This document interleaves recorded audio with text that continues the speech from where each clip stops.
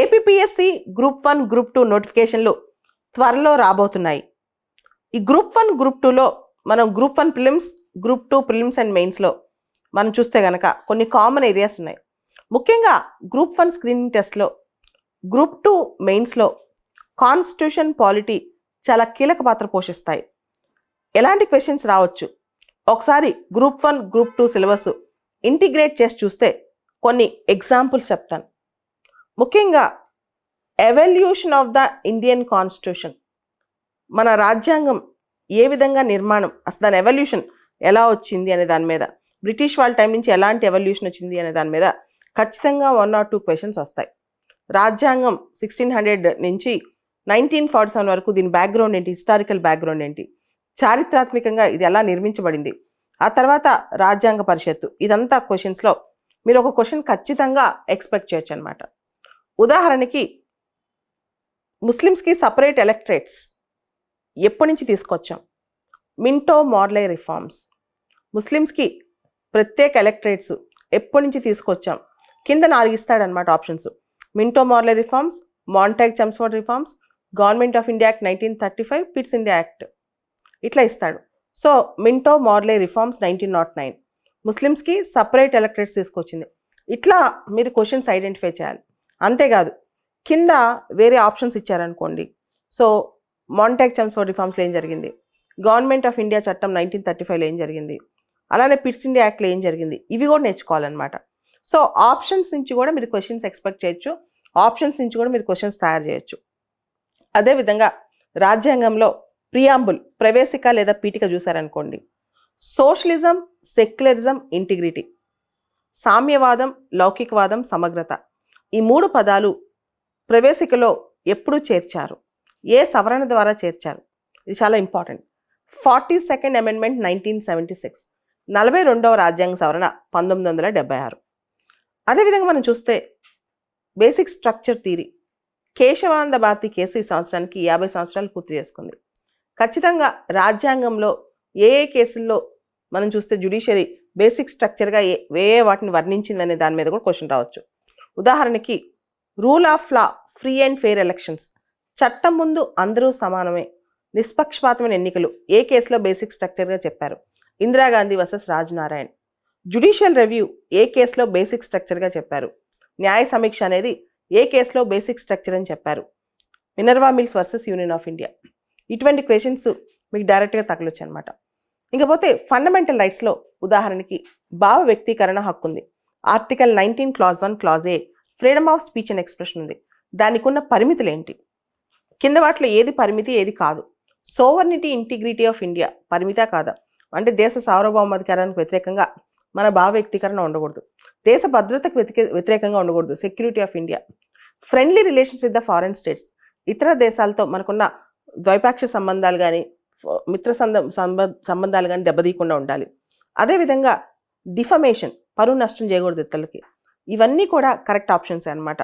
Freedom of speech and ఎక్స్ప్రెషన్కి ఇవన్నీ పరిమితులు ఉన్నాయి. ఆర్టికల్ 19 క్లాజ్ 1 క్లాజ్ ఏలో భావ వ్యక్తీకరణ హక్కు ఉంటే, దాని ఆర్టికల్ 19 క్లాజ్ 2లో దానికి రిస్ట్రిక్షన్స్ ఉన్నాయి, దానికి పరిమితులు ఉన్నాయన్నమాట. అదేవిధంగా మన ఫండమెంటల్ రైట్స్ చాప్టర్లో ఆర్టికల్ 20 ఉందనుకోండి.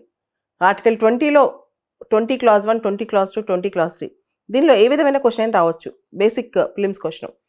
ఆదేశ సూత్రాలు తీసుకుంటే కనుక ఒక ఆదేశ సూత్రం ఇచ్చి మిమ్మల్ని దాని గురించి రాయొచ్చు, అడగొచ్చు క్వశ్చన్. యూనిఫామ్ సివిల్ కోడ్, ఉమ్మడి పౌర స్మృతి బాగా వార్తలో ఉంది. అది మన రాజ్యాంగంలో ఏ ఆదేశిక సూత్రంలో ఉంది, ఏ డైరెక్టివ్ ప్రిన్సిపల్లో ఉంది అని ఆర్టికల్ 44, 44 అనమాట. అదేవిధంగా జ్యుడిషియరీ ఎగ్జిక్యూటివ్ సపరేషన్ గురించి చాలా చర్చ వస్తుంది. Which article deals with separation of judiciary and executive? న్యాయశాఖ, కార్యనిర్వహణ శాఖ మధ్య సపరేషన్ అనేది ఏ ఆర్టికల్ ఉంది? ఆర్టికల్ 50. అంతర్జాతీయ సంబంధాలు మీరు చూసారు, ఇండియా G20 ఇప్పుడు హోస్ట్ చేస్తుంది. ఇంటర్నేషనల్ పీస్ అండ్ సెక్యూరిటీ, అంతర్జాతీయంగా శాంతి భద్రత ఏ ఆర్టికల్ ఉంది? ఆర్టికల్ 51. ఇటువంటి క్వశ్చన్స్ అనమాట.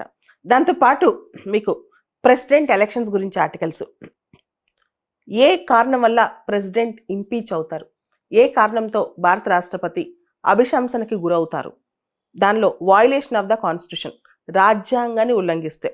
అదేవిధంగా ఆర్టికల్ 71లో ఒక మాట ఉంటుంది, any dispute with respect to president's election and vice president election shall be called in the supreme court and the decision given by the supreme court shall be final. రాష్ట్రపతి ఎన్నికకి సంబంధించిన, ఉపరాష్ట్రపతి ఎన్నికకి సంబంధించిన ఏ వివాదం వచ్చినా సరే అది సుప్రీంకోర్టుకే వెళ్తుంది, అది సుప్రీంకోర్టు చెప్పిందే ఫైనల్ అవుతుంది అని చెప్పి అదే ఆర్టికల్ 71లో ఉందన్నమాట. సో రాష్ట్రపతి ఎన్నిక సంబంధించి, ఉపరాష్ట్రపతి ఎన్నిక సంబంధించి కింది అథారిటీస్లో ఎవరు దాన్ని పరిష్కరిస్తారు? A election commission, B supreme court, C parliament, D high courts. ఇట్లా రావచ్చు అనమాట ఆప్షన్స్. ఇట్లా చాలా క్వశ్చన్స్. అలానే పార్లమెంటరీ కమిటీస్ కూడా చాలా ట్రెండ్ అవుతున్న ఏరియా. పార్లమెంటరీ కమిటీస్లో కూడా ఒక క్వశ్చన్ రావచ్చు. ఉదాహరణకి ఎస్టిమేట్స్ కమిటీలో సభ్యులందరూ కూడా లోక్సభలో నుంచే ఉంటారు. రైట్ స్టేట్మెంటా, రాంగ్ స్టేట్మెంటా? సెకండ్ స్టేట్మెంట్, ఎస్టిమేట్స్ అంచనాల కమిటీ. ఎస్టిమేట్స్ కమిటీ అంటే అంచనాల కమిటీ.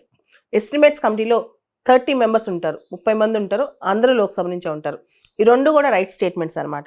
ఇట్లా స్టేట్మెంట్ బేస్డ్ క్వశ్చన్స్ ఇచ్చి ఏ స్టేట్మెంట్స్ రైటు, ఏ స్టేట్మెంట్స్ రాంగు ఇలా కూడా ఇవ్వచ్చు అనమాట. అలానే సుప్రీంకోర్టు గురించి కూడా క్వశ్చన్స్ ఇవ్వచ్చు. సుప్రీంకోర్టులో original jurisdiction, article 131 original jurisdiction అంటాం. ఒరిజినల్ జ్యూరిస్డిక్షన్ అంటే ఏంటి? కేంద్రానికి రాష్ట్రాలకు మధ్య గొడవైనప్పుడు, కేంద్రం కొన్ని రాష్ట్రాలు ఒకవైపు, ఇంకొన్ని రాష్ట్రాలు ఇంకొక వైపు ఉన్నప్పుడు, రాష్ట్రాలకి మధ్య గొడవైనప్పుడు సుప్రీంకోర్టుకి ఆ కేసులు వెళ్తాయి అనమాట. అదే ఆర్టికల్ 121, దాన్నే ఒరిజినల్ జ్యూరిస్డిక్షన్ అంటారు. కింది వాటిలో ఏది original jurisdiction of the supreme court కిందకి వస్తుంది? కింది వాటిలో సుప్రీంకోర్టు ఒరిజినల్ జ్యూరిస్డిక్షన్ కింద ఏ ఏ అంశాలు వస్తాయి అని చెప్పి, కేంద్రం మరియు రాష్ట్రాల మధ్య గొడవైనప్పుడు, కేంద్రము మరియు కొన్ని రాష్ట్రాలు ఒకవైపు, మరికొన్ని రాష్ట్రాలు ఇంకొక వైపు ఉన్నప్పుడు, రెండు పైన ఎక్కువ రాష్ట్రాల మధ్య గొడవైనప్పుడు ఇవన్నీ కూడా సుప్రీంకోర్టుకి వెళ్తాయి. ఈ కేసు సుప్రీంకోర్టులో వేయొచ్చు అని చెప్పి క్వశ్చన్ అడగొచ్చు అనమాట. సో ఇట్లా మీరు పాలిటీలో క్వశ్చన్స్ ఎక్స్పెక్ట్ చేయొచ్చు. ఎప్పుడైతే బేసిక్ కాన్సెప్ట్స్ మీరు స్ట్రాంగ్గా ఉన్నారో ఆటోమేటిక్గా క్వశ్చన్స్ని హోల్డ్ చేయగలరు, కరెక్ట్గా ఆన్సర్స్ని ఐడెంటిఫై చేయగలరు. దీనికి కాస్త స్మార్ట్ వర్క్ అవసరం అంతే.